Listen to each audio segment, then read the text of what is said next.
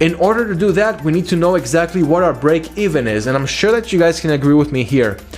How can you calculate your profit when you're selling on eBay? That is the next part that I want to talk about, and this part is really important. Now, in order to calculate your fees correctly, you have to be aware of all of the fees and all of the subscriptions that you're paying for when you're running your eBay dropshipping business. So number one are your eBay store fees.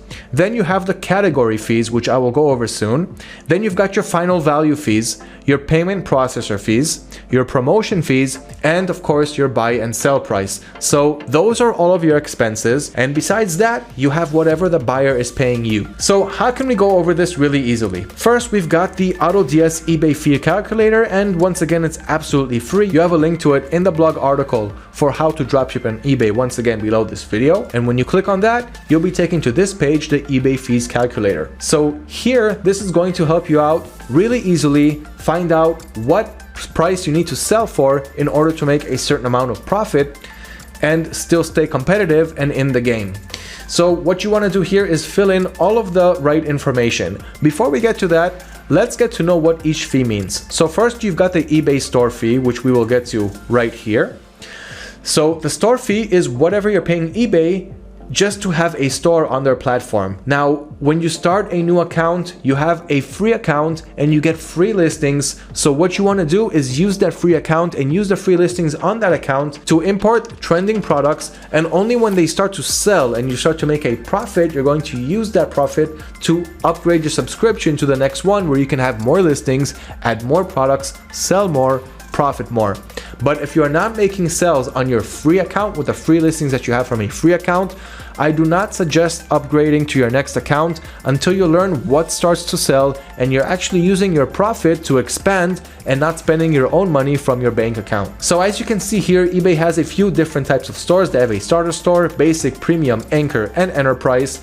And the starter is the cheapest, starting at $7.95 for a monthly renewal or $4.95 for the annual yearly renewal. But you also have the zero insertion fee listings that I just talked about, which means when you create a new seller account, eBay is gonna give you a fresh free start for up to 250 free listings when you create a managed payments account. When you connect to eBay's managed payments, if you do not connect to eBay's managed payments, then you'll have 200 free listings, which is still more than enough to get the ball rolling, see what products start to sell, and then use your profit to upgrade yourself to a starter store package where, well, in this case, you'll still get 250, so there's no point in that. They're pretty much giving you that for free today, but these are always changing. So be sure to always check every month how many free listings eBay is giving you. So your first expense will be the basic store package, which gives you up to 1,000 fixed price listings, which is once again way more than enough to start making some great profits, and from there continue to the premium up to 10,000,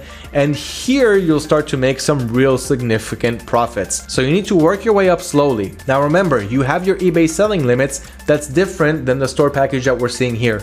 The selling limits is how much eBay allows you to list, and the store package is how much you can list if your limits allow you to do so.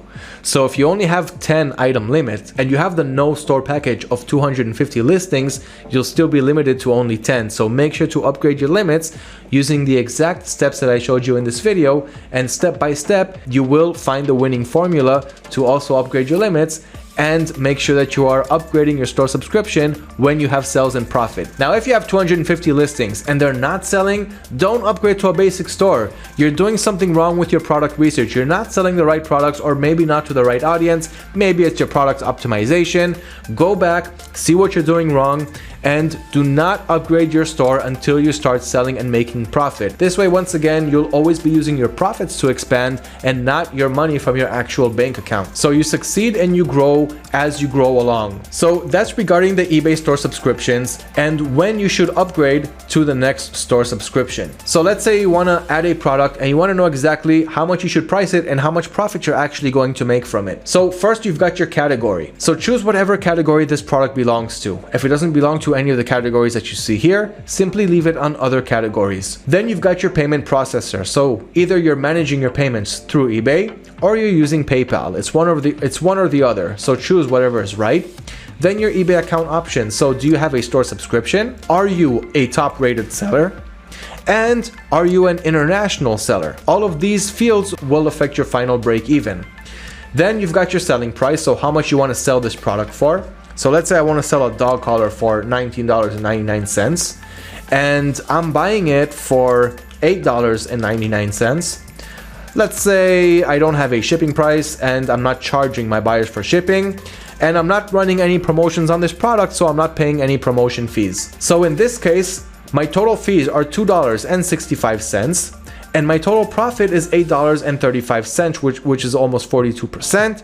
And that is great. Here I have a nice little pie chart showing how much I'm profiting, my expenses, and my fees. So this will help you understand exactly how much you're going to profit, and this is as close as you can make it. Just take one thing into consideration. Your product price, you're probably going to get charged for tax on your supplier's website, so always add another 10%. So let's say it's $9, 9% is 90 cents. So in this case, I'd say that my product cost is $9.90. So once again, this is going to help you understand exactly what your break even is.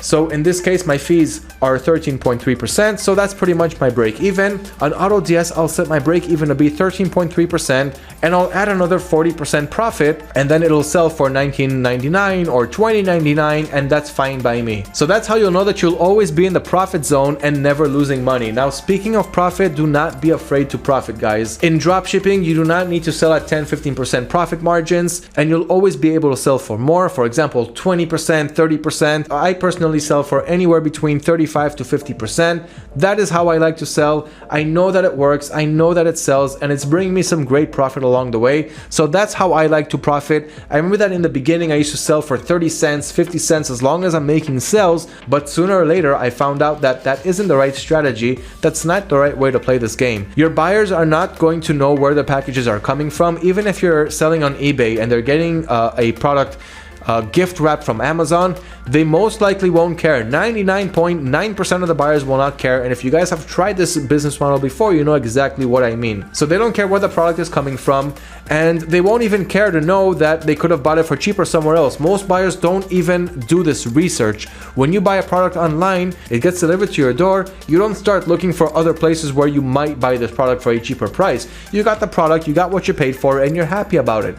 Same thing goes for your buyers. So use our eBay fees calculator to understand exactly how much you're paying, how much you're going to profit, and how much fees you're paying, so you'll know exactly what you are making at the end of the day.